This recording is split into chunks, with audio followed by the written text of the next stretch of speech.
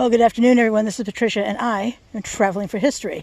I'm in East Shoreham, Vermont today, and look at this fantastic sign. Is that not wonderful?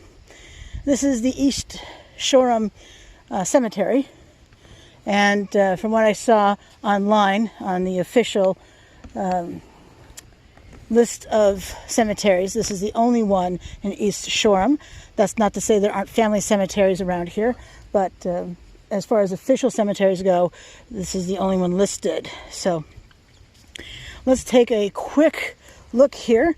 I did see this place was listed on the Lest We Forget Civil War website. I think it's a Facebook page as well.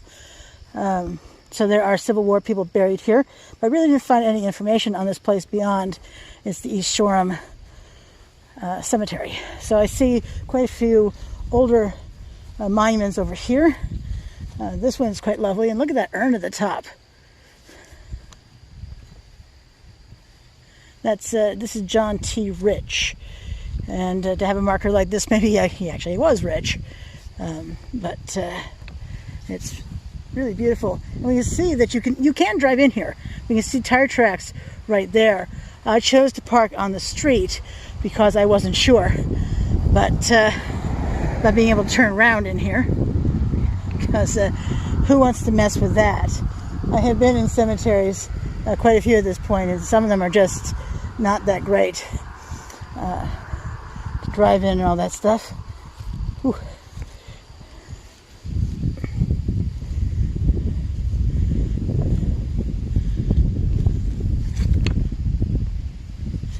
And we're just going to walk around. I may try to read some headstones to you, but it's usually easier to look at them on the camera, in the video, to see the names. We can see these three are leaning. I mean, this is what ground does. But look how old these are. Let's see, can I see a date? 1839, 1825.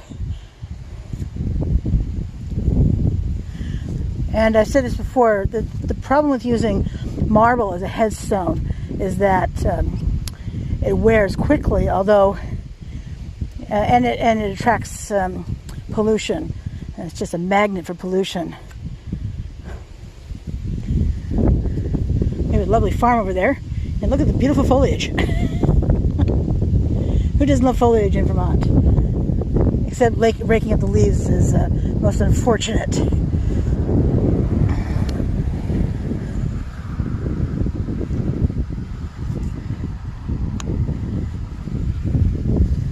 Oh, we know these are going to be children's graves, don't we? I'm sure we know that. If you're wondering about the temperature here, it's I think it's 64 degrees Fahrenheit, and it's breezy, so it's actually kind of chilly, to be honest. When I go to film my next place here in East Shoreham, I'm definitely going to be wearing my sweatshirt.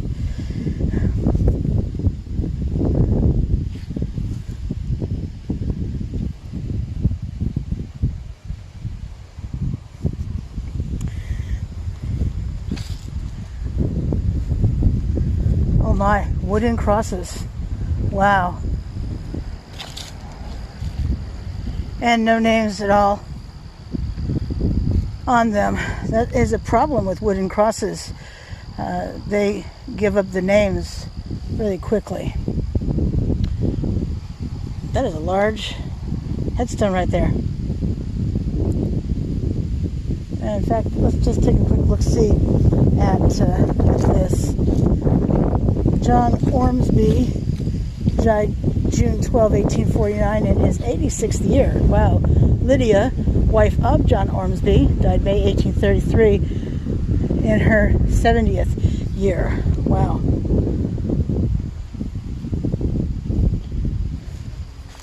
Wow.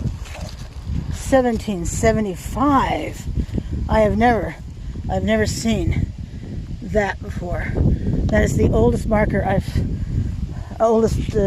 military marker I have seen to date. And this, who was this? Oh my gosh. Ormsby take a picture of it, and maybe between you and me and everyone else on YouTube, we can figure out his name. Wow. Wow. And how about up here? Another 1775.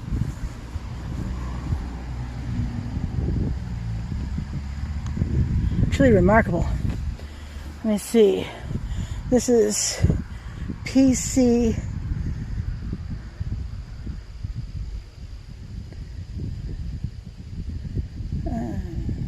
Brookins. Died April 19, 1841, aged 55 years. Wow. And his wife, this one's much easier to read, Lucina Phobes. Wow, Lucina, what a beautiful name. Wife of P.G. Brookins, died December 1, 1860, aged 77 years. Wow. And what does this one say? Veteran. Well, this one says veteran.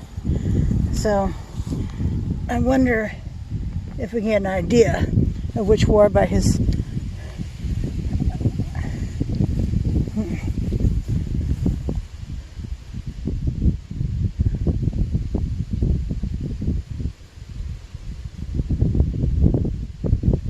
1818.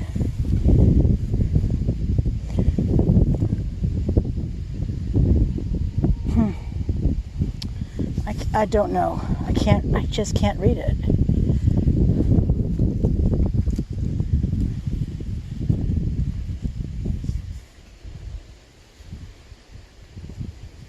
I am glad that some of these stones are thicker than what I'm accustomed to seeing.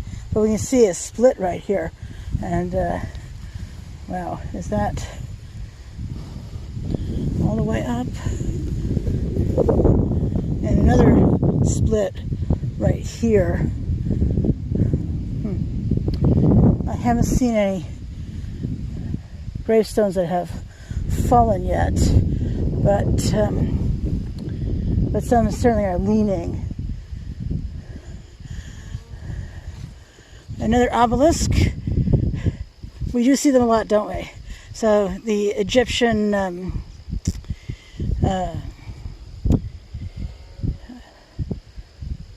eternal life. It's a symbol of eternal life. Oh, I spoke too soon. My gosh. Look at this poor headstone right here.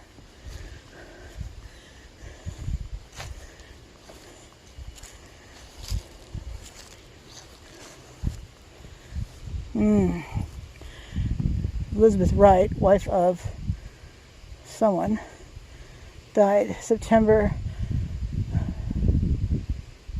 28, 1871. But what a shame. What a shame. I mean, it's broken in at least 2 spots. Oh, and another one. Wow. This ground is incredibly uneven. I'm using my cane, and it's still precarious. So, should you come here, just note that the ground is kind of scary. If you saw a human in my picture, it's actually a friend of mine. We're out here together today. I don't often have anyone with me, so it's pretty nice to have a friend who wanted to come out today with me. I'll let her know that she might be in the picture. It was an accidental capture, just so you know. Oh, and we see, I mean, these guys are leaning, aren't they? They sure are. This one especially. We can tell by looking straight on that that's leaning. Another 1775. ASR. American something of the Republic? I don't know. I don't know what ASR stands for. But if you do, please tell me in the, please let us all know in the YouTube comments below. I have someone who graciously and regularly tells us what these things stand for. Thank you, John. You know who you are. Wow, look at that. The ends are backwards. Wow. I don't think I've ever seen that before. Oopsie. I wonder if this were typeset and that's how it was spelled out. Huh. I have no idea. I don't know the process. Oh. Looks like this could be a poem right here. I'll come in close for the picture and maybe we can tell from there. Alonzo Robinson. Ooh, look at the fancy script on here. Well, it's not script. Look at the fancy writing on there. That's pretty nice, isn't it? And let's look at how thick the stone is. It's a bit thicker than a regular stone. How about this one? Yeah, we can see how it's made in layers. All right. See some old ones back here. This is not a large cemetery. Less than an acre. Maybe 3/4 of an acre? Hard to say. You can see it is fenced and it has a gate. It looks like the gate is open all the time. Oh, another one has it tipped? Has it broken?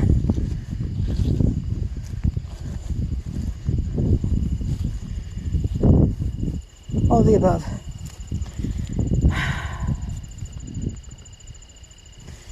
I know repairing these stones would be expensive, right? I mean, wouldn't it be foolish to think it would be inexpensive?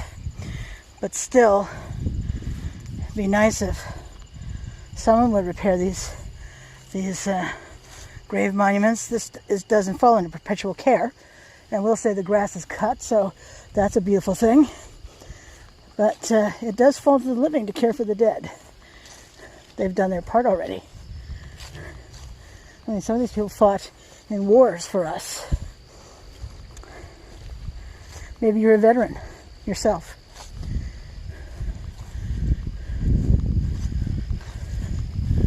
This one's been repaired. Unfortunately, it's right across the year of this person's death, but I'm glad it's been repaired.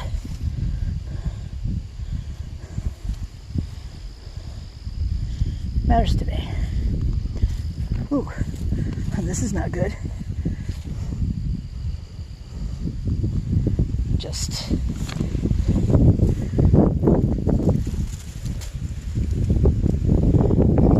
no, I can't remove it. It's attached to something right there, but this doesn't help anything, does it now? Heck no. All right, let's continue to take a walk. I recommend that you pause the video to take a longer look-see at these monuments. Wow, that is sad. Let's see if there's anything on the other side.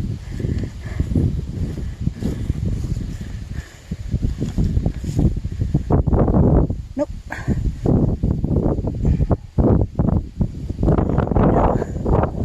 Another veteran here. Just says U.S. Yeah, it just says U.S. Oh, I saw,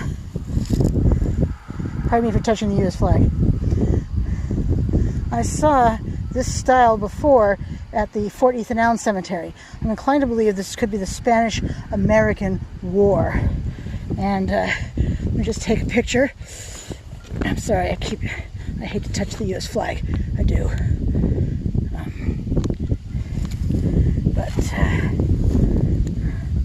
But you can see from the way he's waving, it's pretty breezy today. I'm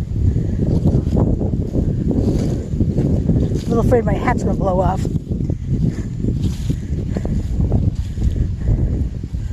Wilson with 2 L's.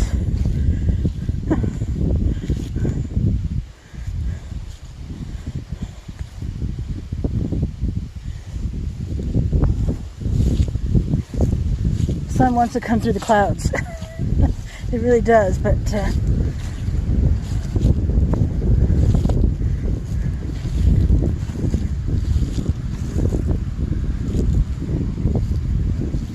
1936, another Wilson.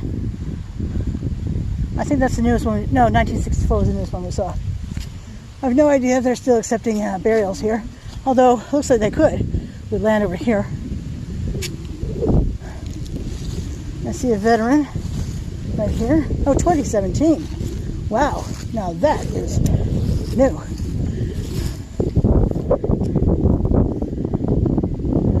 John Joseph Burchard, Staff Sergeant, U.S. Air Force, June 28, 1936 to August 22, 2017. So, 81. Not too shabby, sir. Thank you for your service. All right.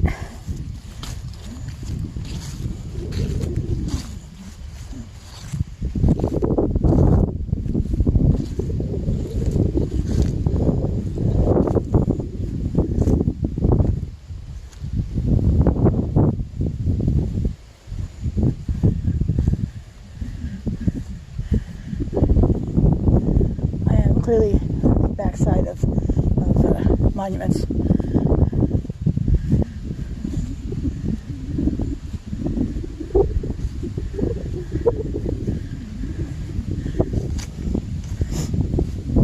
Oh, here's a pretty one.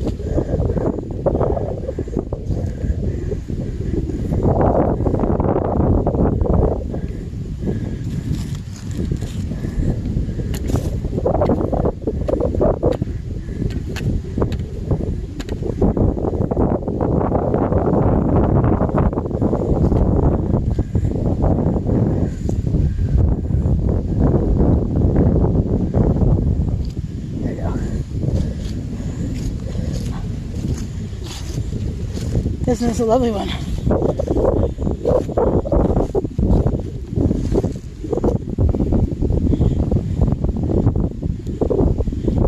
Let's go back to the front to see the front of this statue itself. Oh, and here are definitely tire tracks down further. Wow. Wasn't earned. This sideways earned. Okay. Beautiful though. Beautiful headstone. Look at this thing. Wow.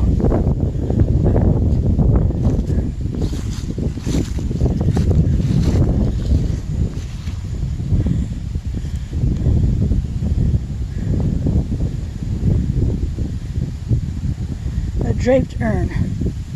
This is someone who will be coming back shortly.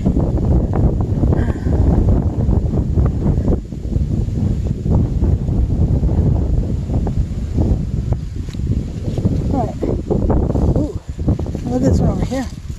Wow.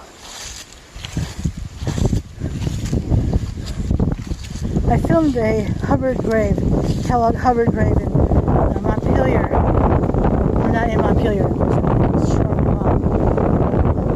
I'm not sure how many miles I live from Montpelier, it's a different county. Anyway.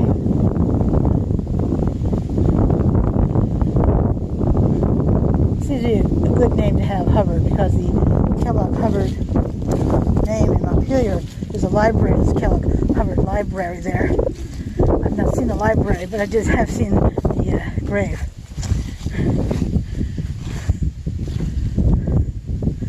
And another veteran.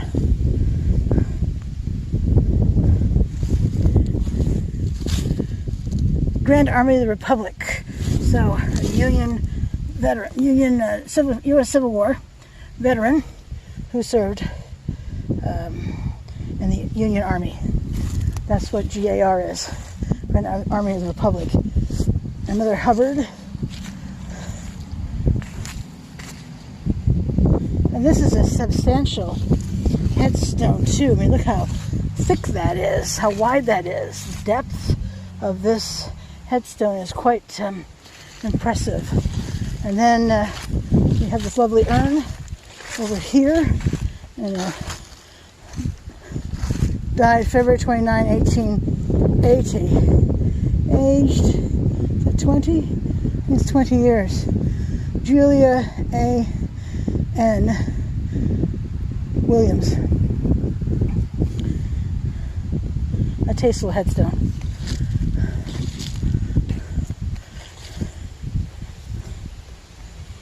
course, this would be to hold flowers. As you can see, it's just got some leaves, some dirt, and lots of water in there too.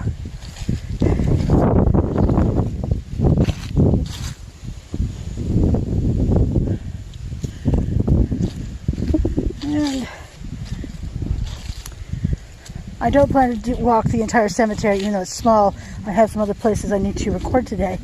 But I would recommend that you come to visit this cemetery. It's lovely. It's fairly quiet. The ground is really awful to walk on, but it's not the worst I've ever walked.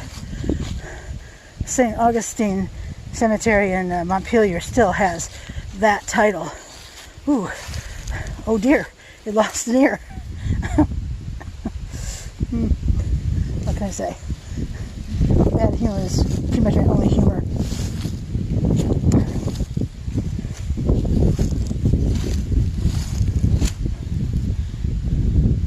A Vietnam veteran. He died in '97. But we can see, a path over there. Huh. Wow. Look at all the religious, I think is that supposed to be St. Francis of Assisi? I don't know. You can tell me. I'm almost tired of telling you that I'm not religious. I'm not Catholic.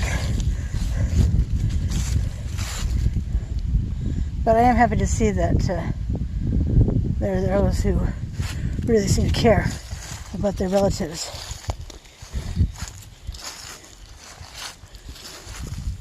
He was only 19 or 20 when he died. Wow.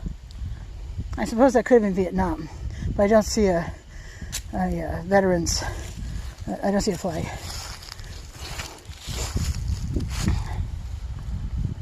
What does this say? Veteran of foreign wars. So probably World War II. Look at that beautiful tree.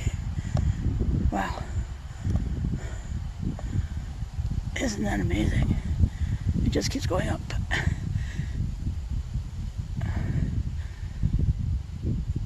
Wow. That's amazing. This tree could tell such stories, couldn't it, if it could talk? Could. Alright. Let's head back up the hill. There's another grave monument I'd like to take a picture of. Look, there's no flag on this grave yet. Clearly a tech sergeant, U.S. Army, World War II. Interesting that the marker is at the tree. It almost looks like the tree wants to kick it away.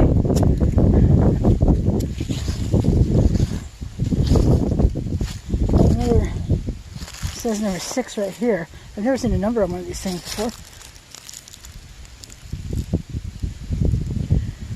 Okay.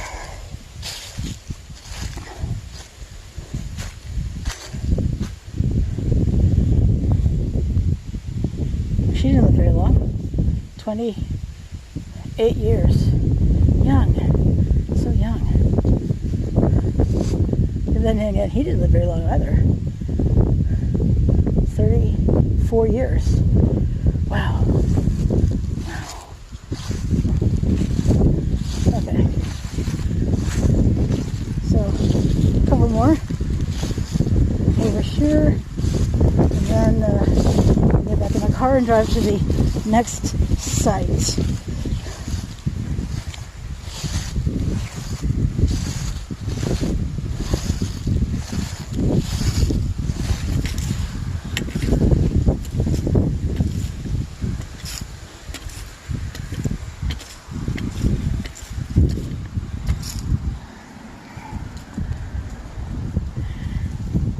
Brookins Whiting. We've seen both of these names. Well, we've seen certainly Brookins.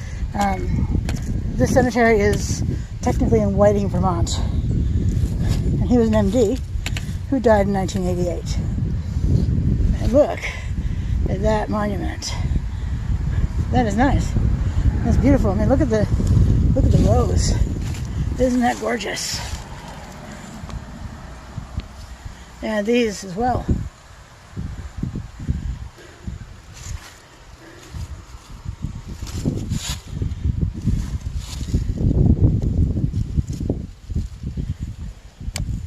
Can we see inside of there at all? I don't think so. But I'll take a photograph.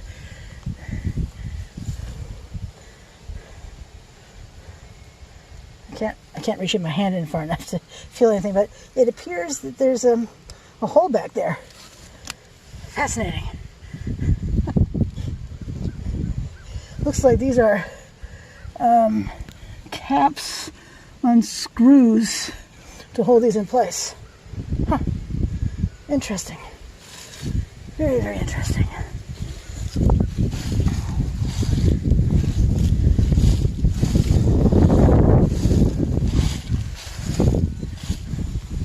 And we have this side as well.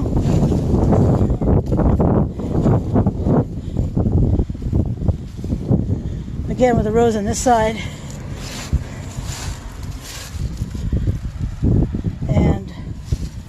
But nothing giving for either one of those names. And then we also have this amazing rose quartz granite, or rose, this is not quartz, rose granite with an urn style top. Lovely. Some of the well-to-do of this area clearly buried here.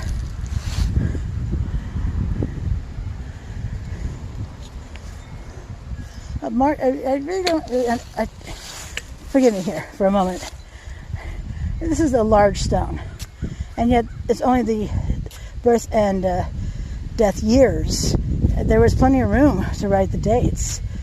It's such a shame we don't know their exact age, but maybe I'm just being obnoxious. And then look at this. Look at this. Let me come around.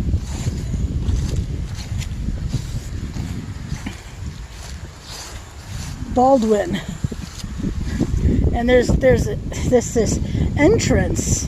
See the urns on either side? Holy cow! That is something else. Absolutely. Wow. Let's take a closer look. And yeah, nothing but leaves in there.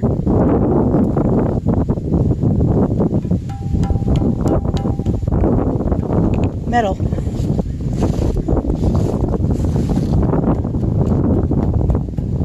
And metal.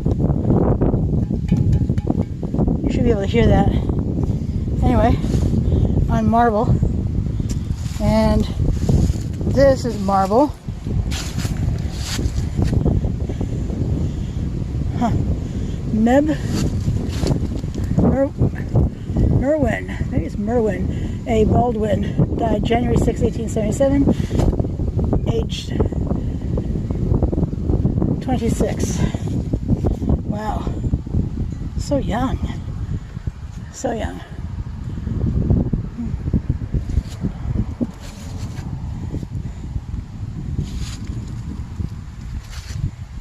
If you want to see all my photographs I've taken here today, you can find them on Instagram, Traveling for History, or my Facebook page, Traveling for History. If you're on Twitter, you can follow me there. You'll get a link to my Instagram post.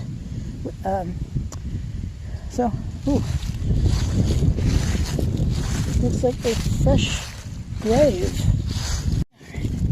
And then I really need to get loose.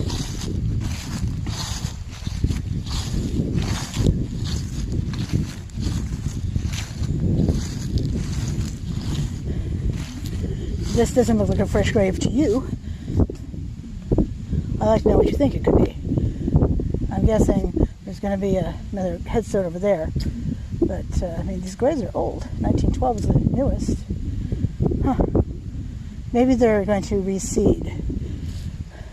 Because it looks like over there's a patch that's sunk a bit. And we can see the underside of the headstone, grave marker over there. We shouldn't be able to see that. All right. Thanks so much for coming along with me today to East Shoreham, Vermont. Until we meet again, you have a great day. Bye.